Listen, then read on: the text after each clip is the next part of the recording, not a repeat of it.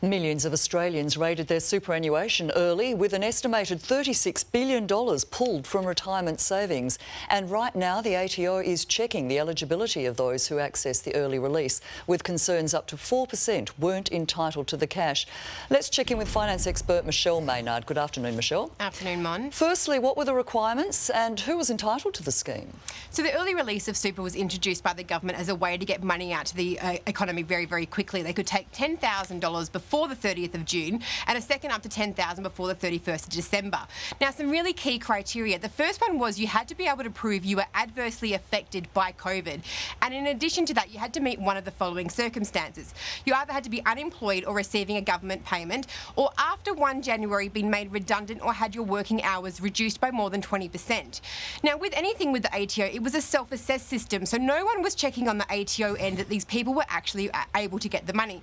You just checked and read yourself and then declared that you were. So like you said, the ATO is now going back and using data matching from Centrelink, from your employer's single touch payroll and from your tax return, and they'll be knocking on some people's door to say, show us that you actually did meet that criteria. The tax office did warn of fines, though, of more than $12,000, so that's a pretty harsh penalty. It is a very harsh penalty, and it's $12,500 for each time you took superannuation out if you maliciously or intentionally disregarded the criteria.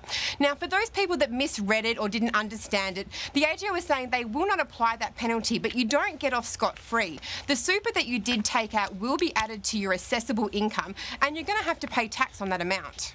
OK, for those who are successful accessing their super early, when can they expect to be paid? So the program ended on the 31st of December, and around 20,000 Australians rushed to MyGov in that last week to apply. It normally takes about 5 business days for that to be processed, but the government is saying with the Christmas shutdown and New Year, it is taking a little bit longer. But by the end of January, everybody who applied is going to have their money with them. What are the effects on your nest egg long term for accessing retirement savings early? Yeah, there is some really big consequences because of the compounding effect of interest and earnings. So for a 20-year-old that took out the $20,000, the forecasting says you're going to be around $120,000 worse off come retirement age. For those around $30,000, it's about $100,000, and obviously it goes down the older that you get.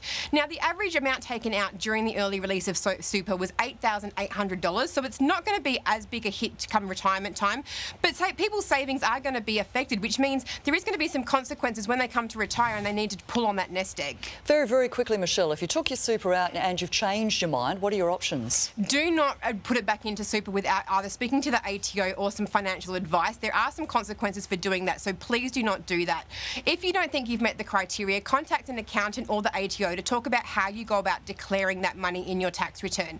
If you're more worried about the fact that you're going to have impact for the long-term financial gain on your superannuation fund, but you did meet the criteria, you can always put money into super over and above what your employer does. It may be tax deductible to you, and for those earning less than $54,000, the ATO actually helps co-contribute to your superannuation.